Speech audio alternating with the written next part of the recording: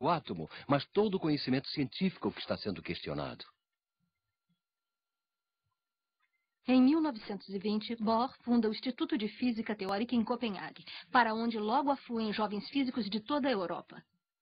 É o início do que irá se chamar a Escola de Copenhague. 7 prêmios Nobel, a começar pelo de Física para Niels Bohr em 1922. Então agora está tudo bem?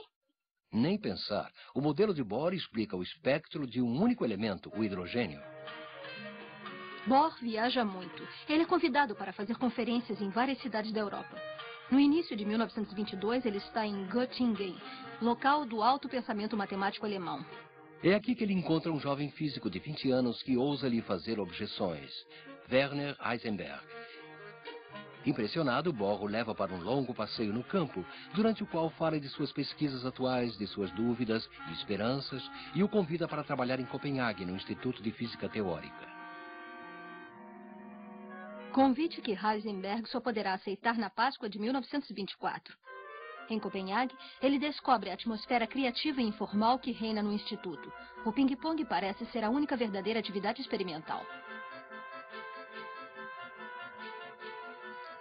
Durante os 3 anos seguintes, Heisenberg passa uma boa parte do tempo com Bohr e sua família. Aos poucos cresce uma grande amizade entre os dois homens e uma nova visão do mundo atômico. Ao contrário de Bohr, Heisenberg rejeita as analogias tiradas do mundo visível. Ele abandona a ideia das órbitas eletrônicas e aborda o problema de forma puramente matemática. Seu modelo vai chegar a uma descrição estatística do átomo. Num determinado momento e local, só a probabilidade da presença de um elétron pode ser conhecida. Há uma verdadeira explosão da física atômica na Europa. Em Copenhague, em torno de Bohr, multiplicam-se os modelos atômicos e as equações. Heisenberg, Wolfgang Pauli, Paul Dirac e outros desenvolvem o modelo atômico do mestre. O francês Louis de Broglie havia sugerido que, se existem partículas de luz, a matéria também se comporta como uma onda. A partir desta ideia, o austríaco Erwin Schrödinger constrói uma outra teoria matemática, a função de ondas. Assim, ele espera livrar a física dos quanta, que ele considera grosseiras dissonâncias na sinfonia da física clássica. Mas, após longas discussões com Bohr e Heisenberg, Schrödinger acaba aceitando a ideia do quanta. E o melhor, ele demonstra que sua teoria é logicamente equivalente à de Heisenberg. Receberão o prêmio Nobel de Broglie, Pauli, Dirac e Schrödinger. Mas, para Bohr, os modelos matemáticos não são nada se não levarem a uma verdadeira compreensão dos fenômenos em si. É aí que tudo se complica. A característica ondulatória da luz é provada por uma experiência clássica, as fendas de Young. Projeta-se luz através de uma primeira tela com 2 fendas.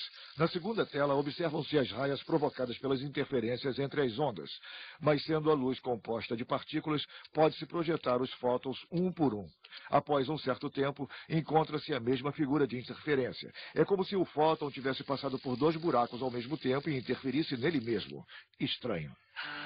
Bohr e Heisenberg passam o outono e o inverno de 1926 discutindo intensamente durante caminhadas pelo campo. Tentam construir uma imagem coerente da realidade descrita por suas equações. Mas como a luz pode ser ao mesmo tempo onda e matéria? Heisenberg conta mais tarde que era perseguido por uma constante indagação.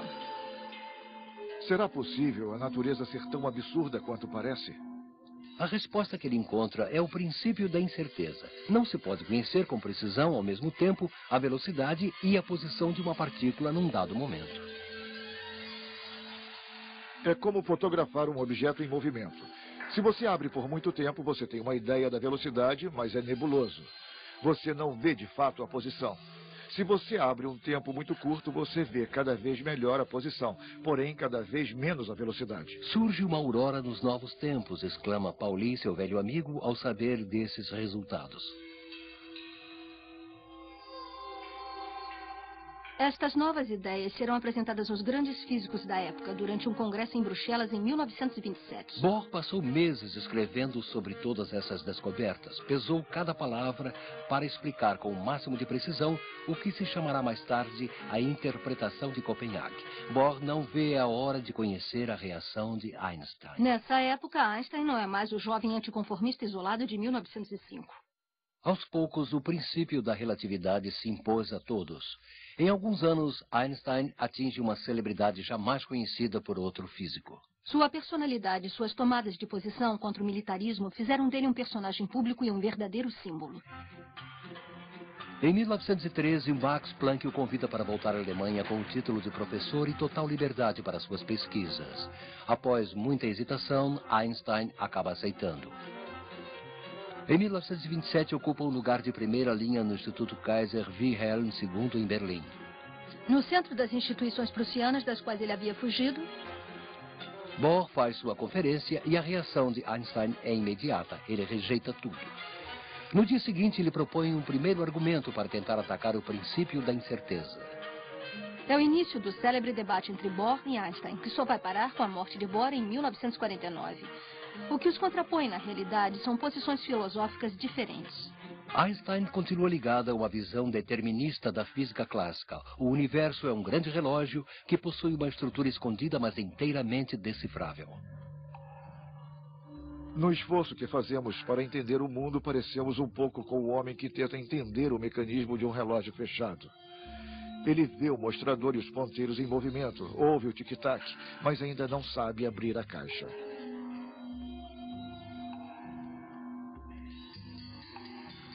Para Bohr, ao contrário, não existe mecanismo escondido. Abaixo de uma certa escala, o acaso desempenha um papel fundamental na descrição do mundo.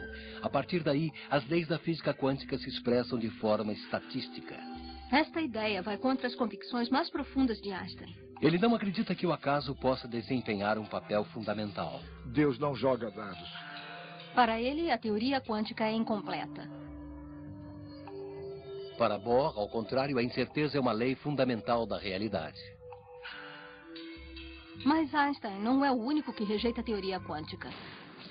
Na Alemanha, já se começa a associar a relatividade ao quanta, designando-os física judaica.